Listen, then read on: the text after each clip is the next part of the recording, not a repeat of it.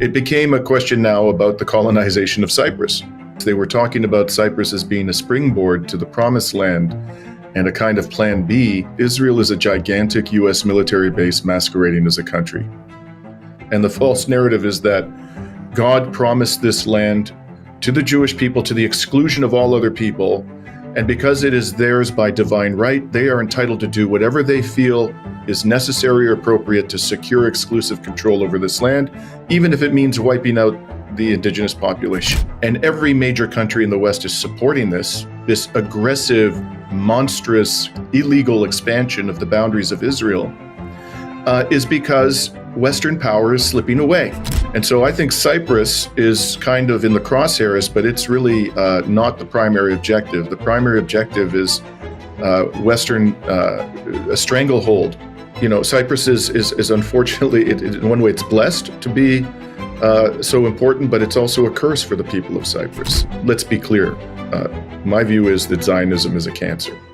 If people are coming to my country to propagate this sinister ideology, I don't want them there. I don't care what their nationality is. Welcome back. Our guest today is Dimitri Lascaris. He's an award-winning lawyer and journalist based in Montreal, Canada.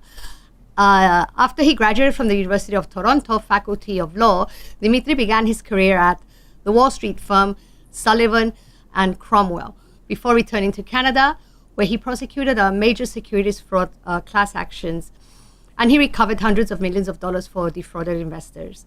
He's been named by Canadian Lawyer magazine as one of the 25 most influential lawyers in Canada, and by Canadian Business magazine as one of the 50 most influential figures in Canadian business. For a decade, he served as a board member and a correspondent for the Real News Network in Baltimore. And today he's a freelance journalist whose reporting exposes Western government criminality and power abuses. Work he now continues on his own YouTube channel, Reason to Resist. Dimitri, welcome. Thank you for having me, Susie. Pleasure to be here. The pleasure's all mine. So Dimitri, your recent investigation was here in Cyprus, and it exposed the realities that very few in the West are even aware of, from land purchases and political influence to censorship and ideology. For the sake of context, if you will spare me, especially for my predominantly Western audience, allow me to give a bit of background before we dive in. Sure. So during that recent trip of yours to Cyprus, you conducted a ground investigation into the enormous influx of Israeli investors, immigrants, and tourists now entering this island nation. And I'll provide a link to your investigative video in the description box below our interview. So for viewers who want to watch your findings. So in Cyprus, a quiet transformation is actually underway. Thousands of Israeli Jews, they're making their home here each year. They're buying land, they're opening Zionist schools, they're forming enclaves. Israeli firms are rapidly acquiring key economic assets and large areas of land. Even Haaretz, back in August 2023, run the headline, "Is Cyprus the second Israel?" Link of which I'll also provide. The Israeli population has surged from about 400 to over 12,000 in just 2 decades, with several daily flights now connecting Israel to Cyprus's 2 airports. In fact, a simple look at the Hermes Airport's website, which I did today. Hermes manages both airports of Cyprus in Larnaca and Paphos, revealed that there were 13 flights from Israel to Larnaca from both Tel Aviv and Haifa today, and 5 more flights to Paphos. That's 18 flights in a single day, Dimitri, based on easily accessible public information available on the Hermes Airport's website. So my question now, how extensive is this Israeli penetration in economic, demographic, political terms, and how does it tie into the broader influence that Israel wields on the island through security cooperation, surveillance technology, and media narratives? So I just want to clarify one thing. You may not be aware of this, Susie, but I actually did 2 investigative reports. And the first one I did in about a year ago. A year ago, yes. And that one was entitled Israelis Flooding into Cyprus to Buy Anything in Sight. I'll also provide a link to that. please do. It was widely watched. It was one of our most popular videos, and it focused on Paphos and a resort to the north of Paphos in the northwestern part of the island called the Secret Forest, which is quite a huge and luxurious resort. Anyways, so that was the first part. And then the second part, I decided to focus in Larnaca and Limassol, because I had received reports from people on the island. The people were coming to me that I'd never actually met before, and they were reaching out to me through my website and reporting major developments in that part of the island. So I came back to do another report. And what started this off, the reason why I became interested in this in the first place was because I formed the view very quickly after this genocide began in Palestine in October of 2023, that given the level of Israeli aggression, not just towards Palestinians, but towards the Lebanese, the Syrians, the Iranians, the Yemenis, and so forth, Israel was going to find itself in a multi-front war. And this very small country, I've been there 5 times, it's a very small country, in many ways economically and militarily vulnerable. And the population there, frankly, is rather spoiled compared to the people who live in the region. They have a much higher quality of life. And they're accustomed to a certain level of, shall we say, luxury and ease that other people in the region do not experience generally. And I quickly came to the conclusion that there was going to be a massive outflow. Many people were going to leave Israel because they have options. They could go live in the West. They have double citizenship. And so I was getting reports, very quickly from people on the ground that at various points in the Mediterranean, particularly Cyprus and Greece, a lot of Israelis were showing up. So that's why I first went to Cyprus, to see that some confirmation of my hypothesis that there was going to be a massive outflow.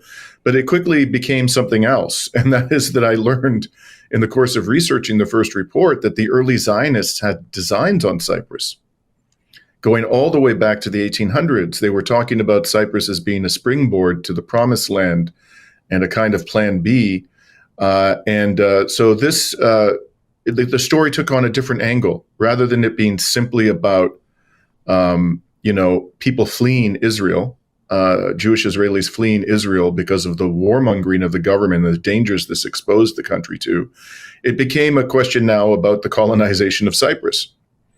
And so I decided to come back to explore it from that angle a few months ago, and discovered really and I'm sure I've only scraping the surface, Susie, because I have to go on the basis of publicly available information and tips that I get from people who live there. So I suspect that there is a lot more property being bought up about which we know nothing. And it would be very difficult for the public to learn about it because of the secrecy surrounding these transactions. That's true. This modern influx has deep historical roots. You have said that Cyprus's current role can't be understood without looking back more than a century, as you just mentioned.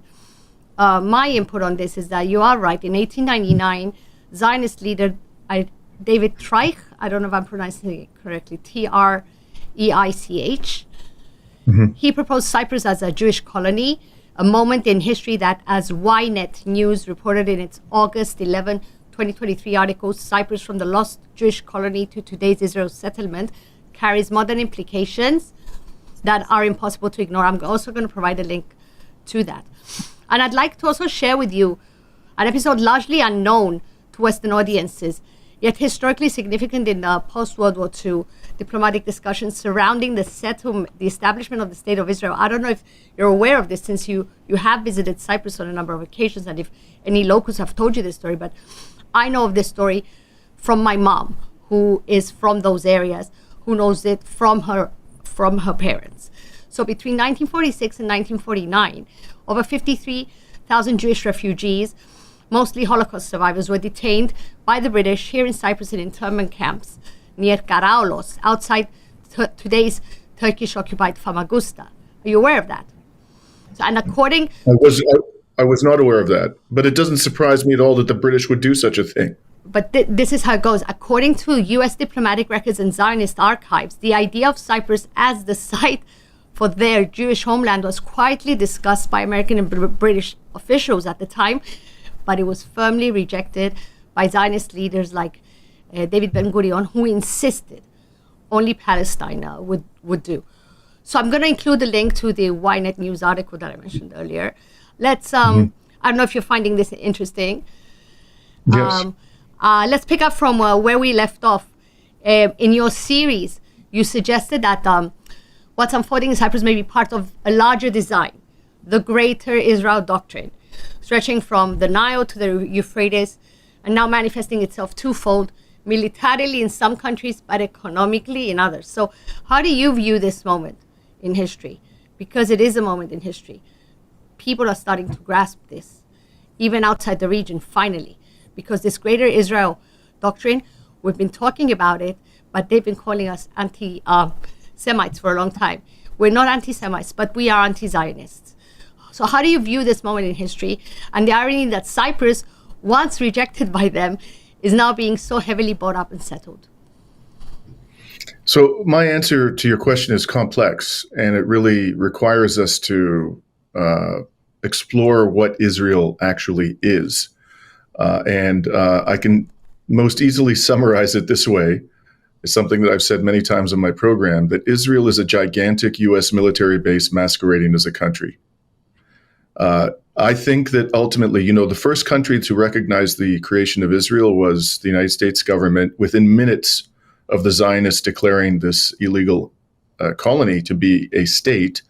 The Truman administration came out and recognized it. And in the aftermath of the Second World War, U.S. military planners described the region as the greatest material prize in human history, and said that its resources were a stupendous source of strategic power. And there's essentially two reasons for that. Obviously, there's the oil and the gas.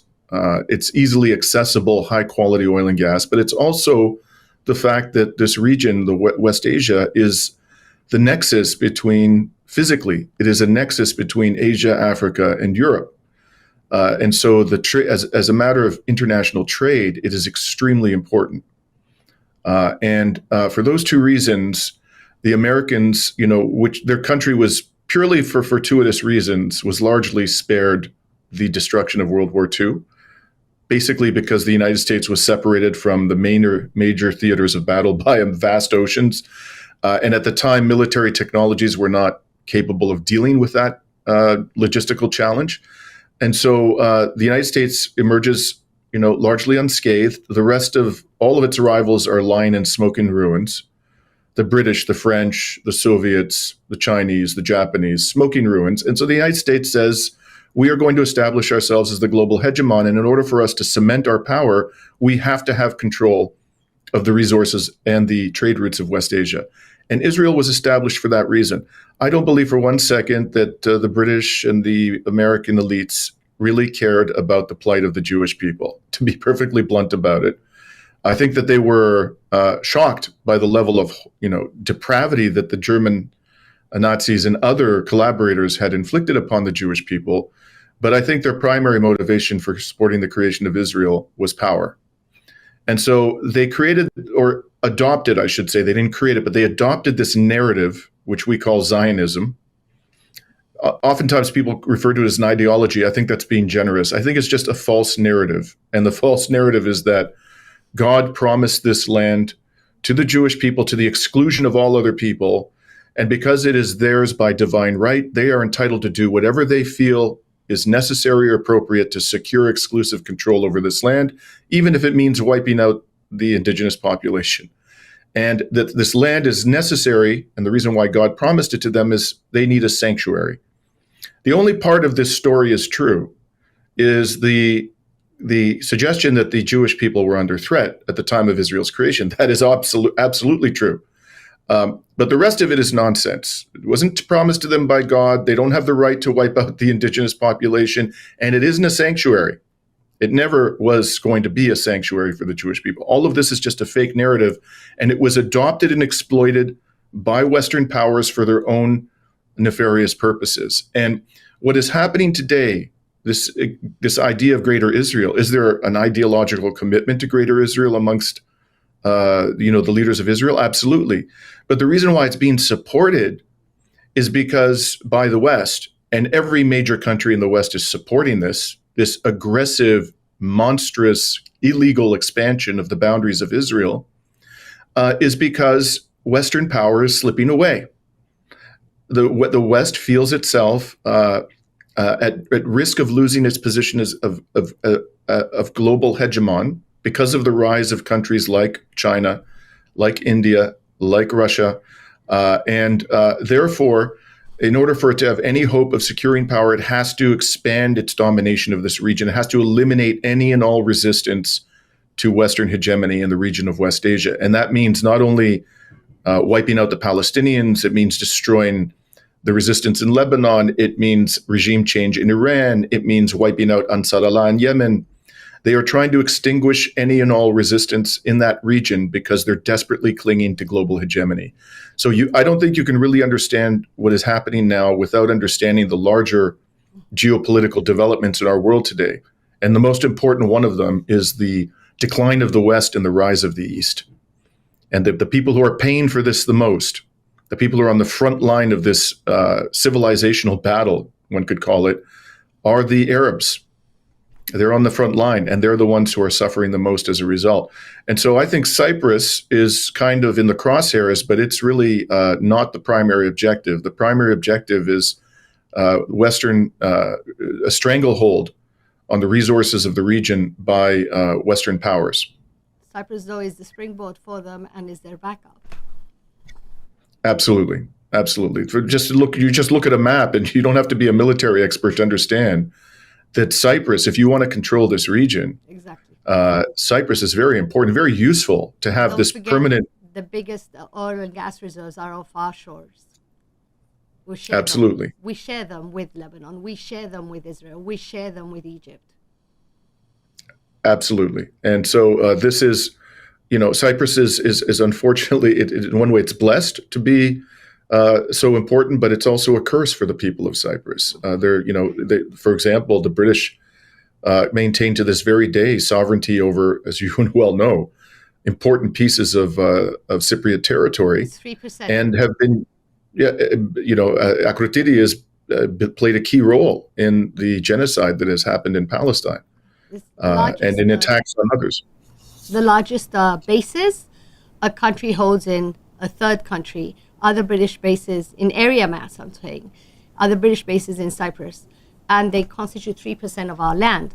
And in area, it's the largest bases in the world that a country has in a third country. And we have no say over their actions. We could be implicated and be paying a price. I don't know how we've gotten away with it all these years, They're supposed to be paying us rent. They haven't paid 1 cent since the 1960 establishment of the Republic of Cyprus. That's a whole other story. I know you also you visited one of the when you were here in the summer, right? And you witnessed the takeoff and landings. Do you want to say more about that? Of the planes? Well, actually, I've gone 4 times to Akrotiri on 4 separate trips. So I've been to on other occasions, besides those 2 that I mentioned for documenting the Israeli influx, to report on events at Akrotiri. And every single time I went there, so I would drive down the eastern coast of the peninsula, and I would get as close to the fence as you can. And I was standing right there on each occasion, and maybe spent 2 or 3 hours. And on every occasion, I saw at least 1, sometimes 2 military cargo planes take off in the direction of Palestine. And I also saw on one occasion what looked to me to be spy planes. Mm-hmm. I saw drones operating from that military base. I saw fighter jets take off in the direction of Yemen. I don't know what their ultimate destination was. It's obviously very, very active. And the last time I was there, Susie, I had to actually run for cover because a military helicopter came overhead and was hovering overhead as I was filming. And so I had to go into one of those beach clubs until it went away. It actually landed, and some soldiers got out. And fortunately, they didn't come into the beach club and find me. But I was concerned that they were becoming more concerned about people photographing their activities. So I stopped at that point. Mm-hmm. Mm-hmm. It's good you did. But connected to that, you did get into some sort of trouble, right? Because after concluding your recent investigation in Cyprus over the summer, when were you here? Was it July or August 25? I believe I was there in August. That was the last time. So it was really recently. Well, after concluding your investigation, you uploaded a video from Larnaca Airport as you were ready to depart and take your flight to Athens, describing how you were actually detained and interrogated by the Cypriot authorities at Larnaca Airport before your departure. An experience that clearly shocked many of your viewers. Was this an isolated act of overreach, or do you believe it was it reflected political pressure linked to your investigation of Israeli influence and Zionist infiltration on the island? Oh, there's no doubt in my mind it was linked because the police told me so. So what happened was when I went through the border, the passport control at Larnaca Airport, the man looked in the computer and he obviously saw something which concerned him. And so he told me to stand aside and to wait for a secondary inspection. And then they took me into a back office and they told me that I had to wait because some officers from the criminal division, that's the way they described them, officers from the criminal division of the Larnaca police were coming to the airport to interrogate me. And when they showed up, I asked them why they were interrogating me, and they said because they'd received a complaint about me from the Shabbat, which is it's a synagogue and other facilities in Larnaca. And the reason why they complained about me is because I went there to start my report or to film a brief episode of my report. And by the way, the reason why I went there is because I read that there were all kinds of community facilities at this building where Israelis were congregating. So I wanted to see, how many Israelis were there? What were they up to? Were they, I'd spoken to a local activist who told me that she had actually tried to go in there to have a coffee, and they told her she couldn't go in because she wasn't Jewish. Oh. And they asked her to leave. So this is what caused me to go there, and I was simply filming outside on public on the road, on a public street. Yes, on public street. That's right. Yes. And so a security guard comes out of a booth when he saw me filming. He said, "You can't film here. You have to delete the video." And I said, "Thank you very much. I'm done." And I walked away. That was it. You were flagged. And so the police said to me at Larnaca Airport, this caused a complaint to be filed, and they wanted to know what I was up to. And I told them I'm a lawyer, and I showed them my press card. So they did cause me to miss my flight, and I had to buy they wouldn't reimburse me. I had to buy a new ticket to Athens. But that was the first time that I have been dealt with in that way, but it was not the last, unfortunately. I just had a similar incident in Jordan. I was in Amman doing a report. I was actually trying to get into Palestine. I went across the Alamy Bridge, and the Israelis prohibited me from entering. And this was the sixth time I tried to enter Palestine. It was the first time that I was refused, and they said to me, the reason was because I criticize Israel wherever I go. That's what they just said. That's why we're not letting you in. So I went back into Amman and I started to film a report about 100 meters from the Israeli embassy, and I was arrested and I was thrown in jail for about 8 hours. Street and 100 meters away. Wow. Yes. By the way, I was almost thrown in jail in Lefkosia when I tried to do a report in front of the Israeli embassy there. The cops showed up and they said to me, "You can't do this." And I said, "Is there a law against it?" And they said they couldn't tell me that there was a law against it. So then they called the security of the Israeli embassy and the head of security in the embassy, who had a man who had a thick Israeli accent. And the police officer gives me a cell phone to talk to this guy. And this guy says to me in his thick Israeli accent, "If you film, we're going to come down there and arrest you." And I said, "Listen, dude, I'm on Cypriot soil. Yeah. I'm not in Israel. If you want to come down here and arrest me, you bring it on. I'm standing right here now. Bring out your security and try to arrest me on Cypriot soil." So ultimately, they didn't show up. But then another Cypriot police officer showed up and began shouting at me. And he told me, "We will arrest you if you don't go away." Yeah, they told him. Yeah. So this is unfortunately, I think, becoming par for the course for people who do our kind of journalism, Susie. If you try to cross borders and you have any kind of a following and you're doing this kind of journalism, you're at risk. In Europe, you're at risk, not just in the global south. When they threw you in jail in Amman, Jordan, how long did that take for you to get out? I mean, what did it take? It took 8 hours. I was in a jail cell. It was a very small jail cell with some others, and they told me that they needed to do an electronic inspection of my phone and that they weren't going to release me until that was done. So after about 6 hours, I began demanding that they allow me to call the Canadian embassy, that I wanted to request consular services. And eventually I raised my voice because they were just ignoring me. And so after about 8 hours, I shouted at them. I said, look, I want my call to the Canadian embassy now. I absolutely demand a call to the Canadian embassy. And at that point, they decided to release me if I deleted the video of the Israeli embassy in front of them, and if I signed a piece of paper which said that I was going to comply with the laws of the Hashemite Kingdom of Jordan for the balance of my stay. So I signed the paper, I deleted the video, and they let me go. Let's move on. Very sad, the state of affairs of free speech when it's selectively supported, but when it goes against the narrative of the day, it's quickly crushed down. So beyond the economics, there's also the question of ideology, what's being taught and to whom. So my next question, again, a focus on Cyprus. I'd like your opinion on Dimitri, on a Jerusalem Post article published earlier this year, beginning of the year, February 2025, 5th of February. It's in the Jerusalem Post. I'll also provide a link to that. They announced Cyprus's first Jewish school, set to open in 2027. Now, contrary to the article's headline, which frames it as a Jewish school, the reality, tucked away near the end, is that the organizing rabbi himself describes it as a Zionist school.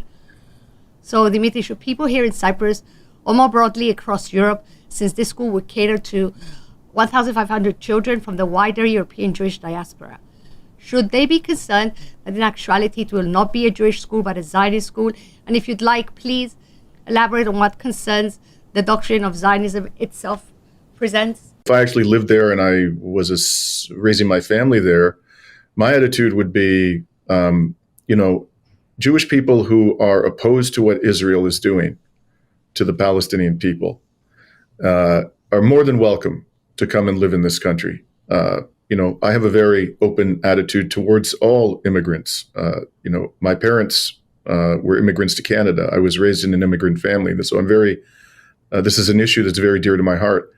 And that's the way I would feel about any people who come to the country and who are respecting its laws, its sovereignty, and who are not promoting, frankly, cancerous ideas. And let's be clear, my view is that Zionism is a cancer. It's an absolute cancer. It is being used to justify the most heinous atrocities being committed in the most audacious manner in our lifetime. It's being used to justify naked aggression, destabilization, war, exploitation, subjugation. And if people are coming to my country to propagate this sinister ideology, I don't want them there. I don't care what their nationality is. They could be Christian evangelicals. Most Zionists are not Jewish. They're Christian evangelicals. There are Zionists who are secular. There are Zionists who are Hindu. There are Zionists who come from other cultures and ethnicities who ascribe to this ideology. And I don't want them in my country, and I don't make any apologies for that. But if they are people who have a basic sense of human decency and they believe in democracy and equality, human rights, they're more than welcome, whatever their religion, whatever their ethnicity may be. So I think the people of Cyprus should be very concerned if others are coming to their country for the purpose of propagating this ideology, whether it be in an educational context, whether it be in the media, whether it be in politics, whatever it may be. I'd be very concerned about that. Dimitri, this ideological reach in Cyprus doesn't stop at education, which is going to be exclusive for Jewish children. It's not going to be for Cypriots. It's the the danger of the doctrine behind it. That's dangerous, actually. And how it's going to be selectively addressed to be taught to a group of children of a certain ethnic background. But it doesn't stop at education in Cyprus. It's now entering public space and even local governance. So I want to ask your opinion on something that frankly shocked many of us here in Cyprus. I'm going to give a context again for the viewers. Following a receipt of an electronic message from the Israeli Minister of Diaspora Affairs addressed to two Cypriot ministers. The Israeli Minister of Diaspora Affairs sent an electronic message to the Cypriot Minister of Interior and the Cypriot Minister of Justice and Public Order, and he sent it through the diplomatic office of the President of the Republic of Cyprus. A circular was then sent out from the Ministry of Interior on September 11th, 2025, to the Union of Municipalities, ordering the removal of all so-called anti-Semitic graffiti. I'm going to provide a link relevant to this from an article in the Cypriot English press in the description box below. So now, as we've seen in the UK, slogans like Free Palestine and even graffiti of the Palestinian flag are classified by Zionist groups as anti-Semitic. So our own Cypriot tax money and the limited resources of municipal workers who can barely keep our cities in Cyprus clean as it is, are now being used to raise graffiti of Palestinian flags or messages like Free, Free Palestine.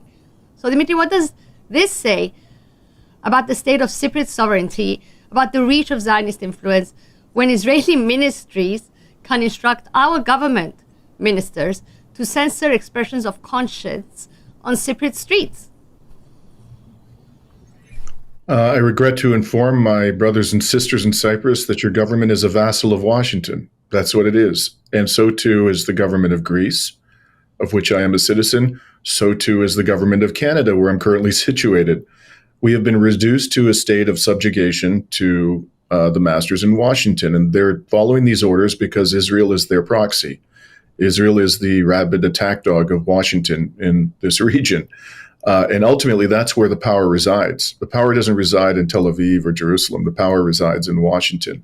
And it's not the power of U.S. politicians. It's the power of the oligarchy, the billionaire class in the United States, which controls the U.S. government. Ultimately, they're the ones who are responsible for all of these crimes.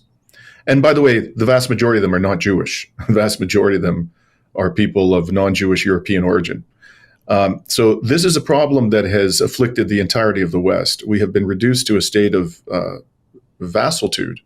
And the policies of our governments are fundamentally contrary to the interests of our people. And here you have an example of how the basic right of free speech amongst the Cypriot people is being suppressed at the insistence of a foreign government that is guilty of every crime known to humanity. This is absolutely shameful. When I was last in Cyprus, I actually had an opportunity to speak with a wonderful young activist by the name of Matthew Stavrinidi of an organization called Genocide Free Cyprus. And he showed me a video of an Israeli in, I believe he was in Larnaca. There was a beautiful painting on a wall, an exterior wall of a little Palestinian girl.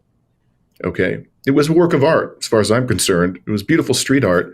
And this Israeli, who apparently served in the military and was taking some time off, filmed himself defacing the street art with obscene images. And then he spat on it, and he used foul language, and then he posted this on social media. So it was widely known immediately after he did it that he had done it, and no action was taken against him by the Cypriot government. He was allowed to leave the country without any penalty for his act of vandalism. And frankly, it was not just vandalism, it was hate speech. That's certainly how I saw it. So it's worse than that. I mean, it's not just that they're suppressing the right of Cypriots to express artistically their opposition to this genocide, but they're actually giving impunity to Israelis who come to the country and engage in acts of vandalism against those who are exercising their right of free speech. It's just a terrible statement on the subjugation of our elected officials. I shake my head every day in disbelief, Susie, at what I'm seeing throughout the West. I want to thank you for shedding light on a story that few outside this region have heard, one that speaks not just to Cyprus, but to the global struggle over truth, power, and sovereignty. I don't know if you wanted to end on a closing note. I think that, yes, I do want to just add a couple other things about, the people of Cyprus, those who are listening to our conversation. I think you're going to see an escalation in Cyprus of these efforts to use the island to advance the Zionist objectives. And I think you need to be very wary about where all of this is heading. It could get much worse. And specifically, I want to draw your attention, Susie, to an article that appeared in the National Security Journal. This is an American publication, which is widely read by people in the national security apparatus of the United States. It was published a few days ago. So we included. I will send it to you, yes. In the description. And it's published by somebody named Michael Rubin, and the title of the article is "Send Israeli Peacekeepers to Cyprus." Mm-hmm. The idea, first of all, that there's such a thing as Israeli peacekeeper is laughable. This is like, as real as the phoenix. It's a mythical creature that doesn't exist in the world today. Israelis who put on military uniforms serve one purpose and one purpose only, and that is aggression and domination of peoples in the region. But putting that aside, why is this person, this serious national security journal, urging Israeli military personnel to be sent to Cyprus? Because they want to make Turkey pay for not being sufficiently subservient to the agenda of Washington and Israel in the region. And Israel, Turkey, at the end of the day, is very much, part of the hegemonic enterprise of the United States. It's not as though Turkey is a sovereign state either. For the most part, Erdogan does the bidding of Washington, but he does show a certain degree of independence from Washington. And for this, the Israelis want to make him pay. And I think they're quite serious when they're talking about sending Israeli military personnel to Cyprus in order to irritate the Turks.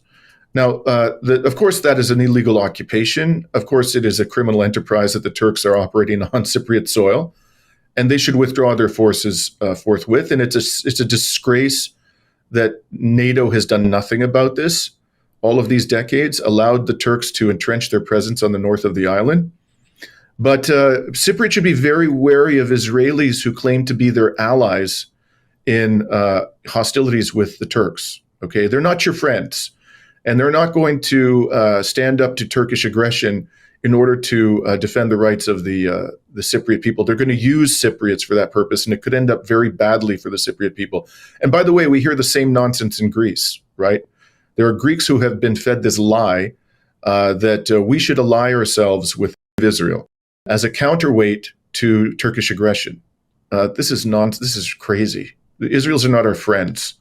And they're not going to ultimately stand for the sovereignty of Greece or Cyprus for the benefit of our people. They're going to use us in order to achieve their own nefarious objectives in the region. So I think that that's just a warning I'd like to convey to people in your audience who should be concerned about where this is all heading. But there are Cypriots here who are of the thinking and saying that in an age when Europe is overflowing with illegal immigrants of Muslim descent, Israel is sort of like our protection against our complete takeover by them.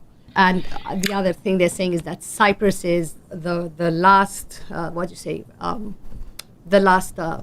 standing ground of Europe. If Cyprus falls to the Muslims, already 33% of the island is under Turkish Islamist control. What is Turkey right now? So if Cyprus falls, then all of Europe follows. Mm-hmm. So it's a double-edged sword for us Cypriots. We just don't want anyone. We just want to be left alone. And it's very hard to be put in this predicament to pick sides. But our geographic situation, location doesn't allow us to just, have peace of mind. That is very true, unfortunately. Dimitri, I look forward for us to touch base again in the near future and continue this conversation, where I hope next time we're going to touch upon the broader Western landscape of censorship and control. So thank you. I'd look forward to it, Susie. Thank you for having me. Thank you very much for accepting my invitation. See you soon. I hope tonight's conversation gave you fresh angles and context, especially for our viewers across the US, the UK, and the wider West, perspectives that you rarely hear in mainstream media. So if this discussion resonated with you, subscribe, tap the bell, and share it widely. It's the best way to help this woman-led voice from the Eastern Mediterranean reach more people in the West like you who deserve the full picture.